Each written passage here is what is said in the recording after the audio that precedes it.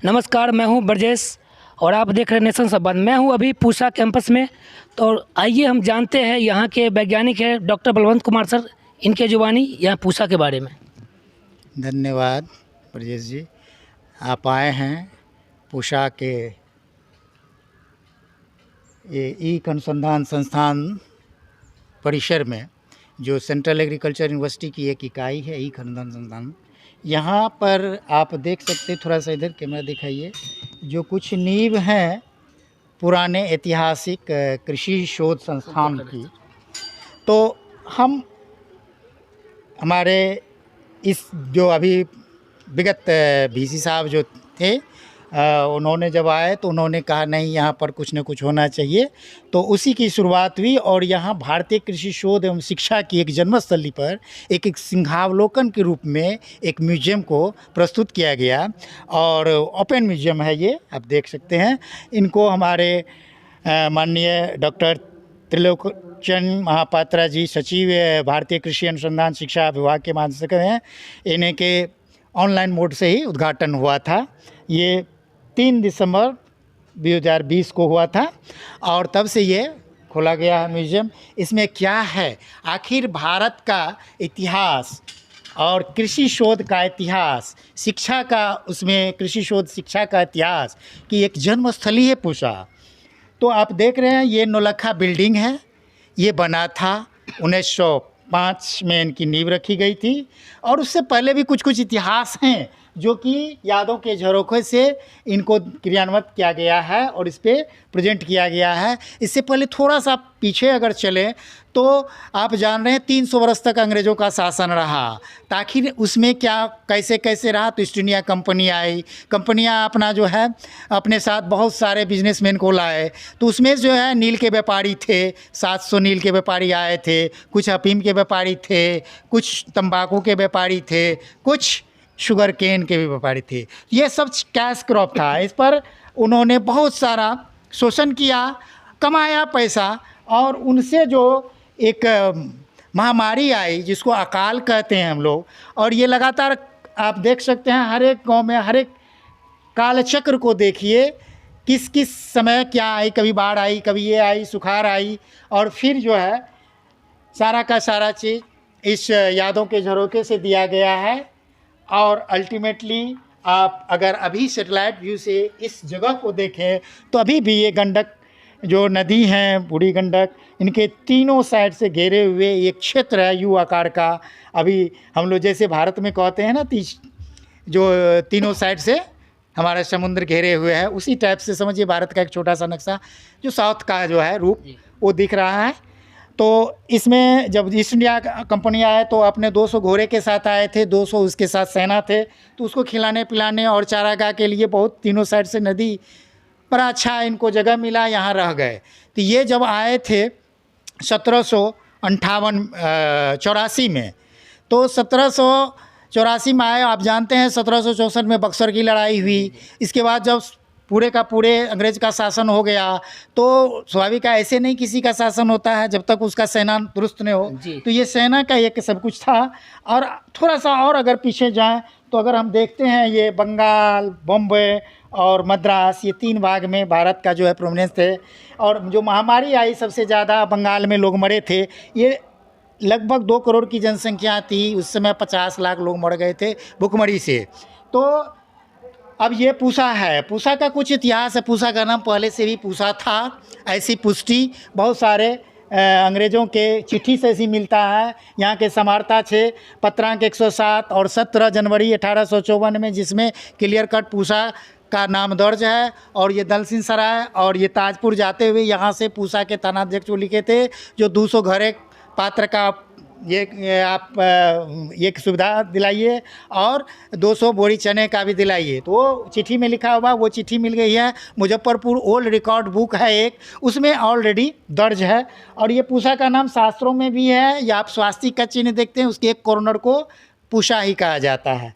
तो ये सब चीज़ें पूसा का है ऐतिहासिक। फिर इस शोध पर जब चलें तो आइए ये देखिए, जो अंग्रेज़ों ने और जो भी ये 700 नील के व्यापारी आए थे तो उन्होंने क्या दृश्य बना दिया था। और अब आइए, ये 1903 की बारी आई। 1903 में जब ये हमारे एक पर्यटक आए, हेनरी फिफ्थ साहब, तो जब आए तो यहाँ उन्होंने देखा बड़ा विकट स्थिति और ये जो विकराल स्थिति महामारी का, तो उन्होंने कहा चलिए भाई भारत के लोगों के लिए, किसानों के लिए कुछ कीजिए। तो उन्होंने 20,000 पाउंड कहा चलो हम दान करते हैं। फिर यहाँ से जाते जाते कलकत्ता में करजन साहब थे, उनके साथ कहा नहीं भाई इसमें नहीं होगा, तो चलो भाई 30,000 पाउंड दान दिए, जिसका ये है कलकत्ता बोटनिकल गार्डन में ऑलरेडी है।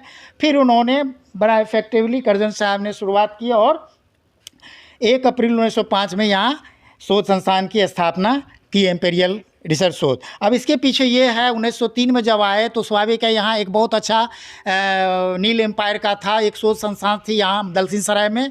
1903 में ही उनको कहा दिया गया था। उनके डायरेक्टर थे कॉन्वेरी वाज द फर्स्ट डायरेक्टर।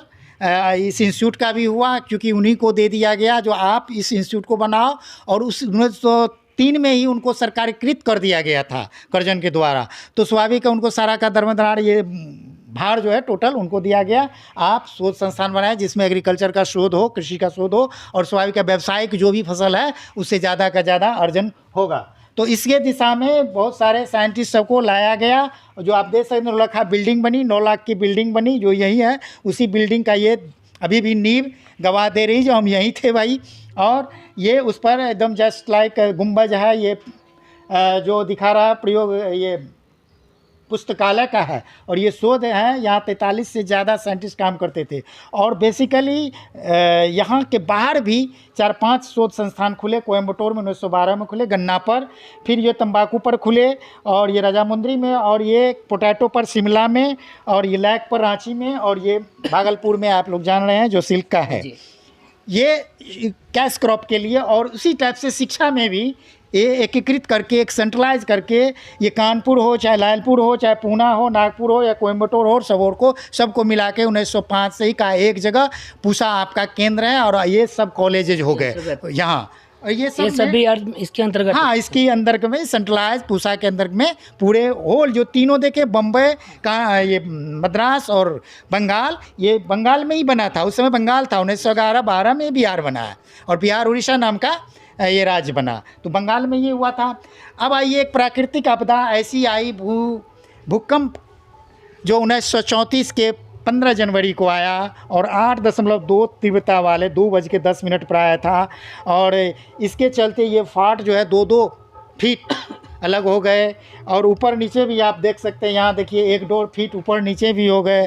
तो ऐसे स्थिति में यहाँ से ट्रांसफ़र ये दिल्ली का ये बन गया, जो कि ट्रांसफ़र रिपोर्ट ये है ऑलरेडी ये। और जब ट्रांसफ़र हो गया तो उस समय संजोग से मुशहरी में शुगरकेन पर भी शोध संस्थान खुल चुके थे, सेंट्रल शुगरकेन रिसर्च, और वहाँ क्षेत्रीय जो थे मुशहरी में, मुजफ्फरपुर के नियर बाय है, जहाँ लीची अनुसंधान केंद्र भी है मुशहरी में, वो पहले वहीं पर शुगरकेन रिसर्च इंस्टीट्यूट का था प्रस्तावित 1932 में। लेकिन चूँकि भवन नहीं बने थे, तो ये जब 1934 भूकंप आए तो उनको ट्रांसफ़र करके 1936 से ही अब शुगरकेन रिसर्च इंस्टीट्यूट इस कैंपस में आ गया, और 1358 एकड़ की ज़मीन पर इन्होंने काम कर लिया। संयोग से भूकंप आया तो 2 साल के लिए वित्तीय दबाव आ गए थे सभी के सभी साइंटिस्ट और जो भी कार्य पद्धति था सब पर, लेकिन शुगरकेन का लगा करके यहाँ के साइंटिस्टों ने ऐसा दिखाया जो 37,500 उनसे अर्निंग लिए, जबकि अनुमानित तो उस पर 50,000 60,000 मिलना था।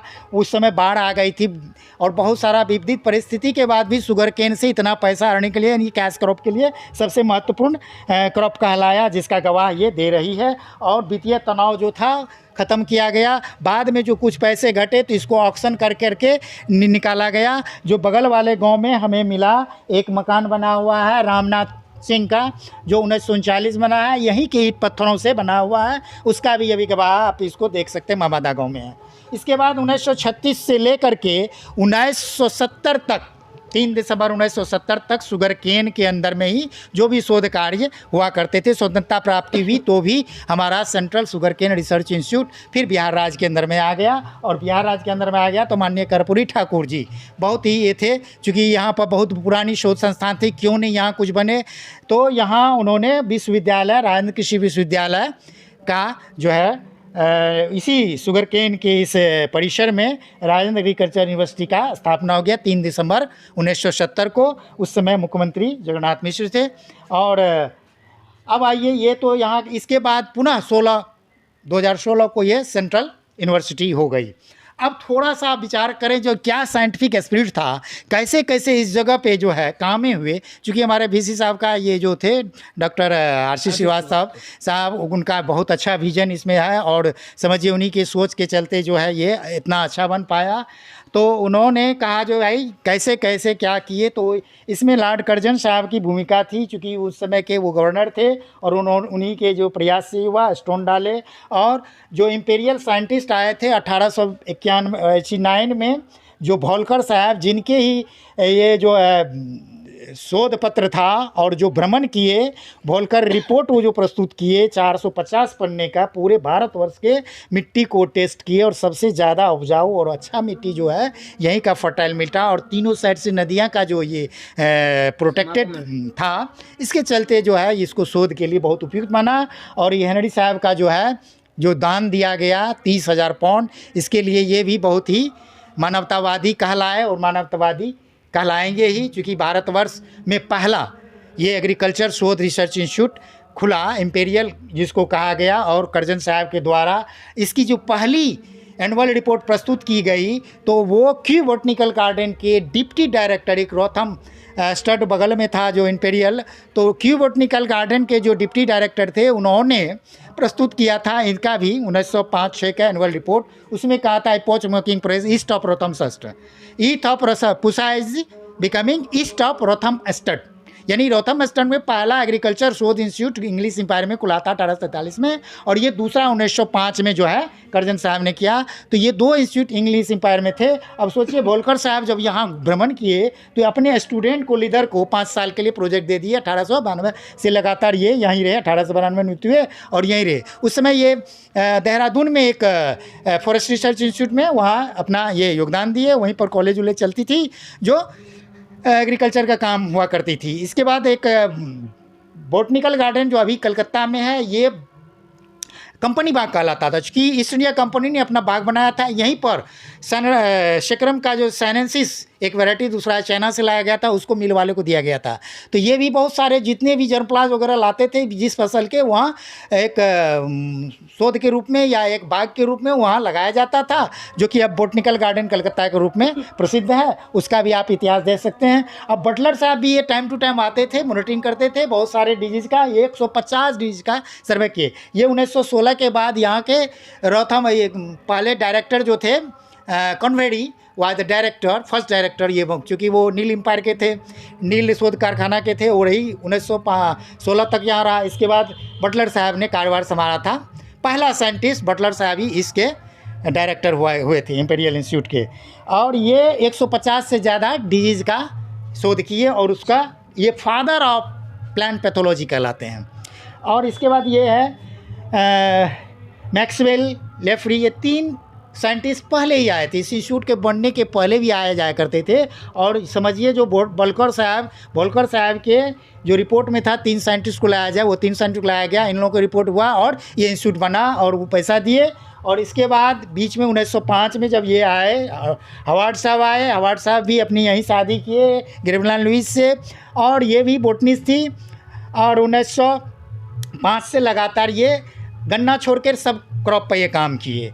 व्हीट पर बहुत सारे अवार्ड लिए, सब कुछ लिखा हुआ है, और बहुत सारे फसल पर काम किए। ये वहाँ इंदौर के इंचार्ज हुआ करते थे, यहाँ के भी, मुल्तान के भी, पूरे देश में सभी जगह ये क्रॉप इम्प्रूवमेंट का काम किया करते थे। और ये हाउस होल्ड में जो भी अभी ऑर्गेनिक फार्मिंग का जो कंसेप्ट है ना, इनकी मिसेज करती थी, लेकिन ये उसका उपयोग किए। ये टोबैको पर काम करती थी। इसके बाद ये फादर, अभी आप देखेंगे गूगल में तो फादर ऑफ ऑर्गेनिक एग्रीकल्चर के ये जो है जन्मदाता जो है यही है, सर अल्बर्ट अवार्ड आता है ना। तो ऐसे ऐसे महान महारथी और साइंटिस्ट यहाँ काम किए करते। ये एक किताब है कॉलोनियल प्लांट्स इन बिहार, आप इसको अगर पढ़ें तो इसमें सारे के सारे आप देखेंगे पुनः बिहार को वैसा ही पाएंगे। ऐसे ऐसे बुक मिले जिसमें एक बुक में तो ऐसा लिखा हुआ था, during the English empire Bihar was the whole world and whole world was the Bihar for the agriculture science and development started from, चूँकि इंग्लैंड तो ठंडा प्रदेश है, वहाँ सब पर शोध हुआ नहीं करती थी, यहाँ हर एक डाइवर्सिटी है, हर एक क्रॉप था, तो यहाँ जितने भी काम किए सब के सब यहीं ज़्यादा से ज़्यादा काम किए उन्होंने, इम्प्लीमेंट वहाँ किए।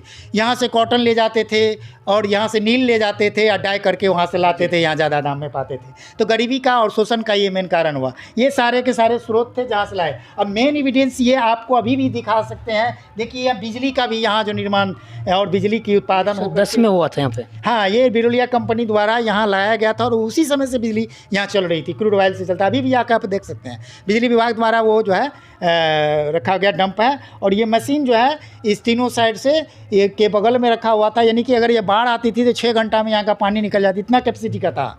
1358 एकड़ की ज़मीन का पानी अगर 4 फीट भी लगा हुआ है तो 6 घंटा में ये निकाल के पानी में नदी में फेंक देता था। और ये गैस प्लांट भी, बड़े गैस प्लांट और छोटे गैस प्लांट यहाँ जो कि आप देख चुके हैं, जी जी, वो बड़े अभी भी है यहाँ लैब। तो इतिहास कोई भी चीज़ होता है उसका एविडेंस होता है, तो एविडेंस यहाँ है, साक्षी है। यहाँ देखिए 1934 की जो भूकंप की दरारें हैं वो भी इसके नींव में अभी भी बरकरार है, और उसका एक ये है। इसके बाद यहाँ जो चूँकि जब 1936 में यहाँ एक अनुसंधान संस्थान आया, 1970 में RIU पूसा जो है एक स्टेट की यूनिवर्सिटी बनी, फिर उसके बाद से ये पहला VC साहब हुए, और निरंतर जो भी परमानेंट VC है सबके यहाँ फ़ोटोग्राफ्स हैं। और ये हमारे VC साहब पहले भी स्टेट में भी थे और इसमें भी सेंट्रल में भी ये VC हुए, और ये निरंतर जितने भी प्रोग्रेस का काम था उसमें और 4 चांद लगाए।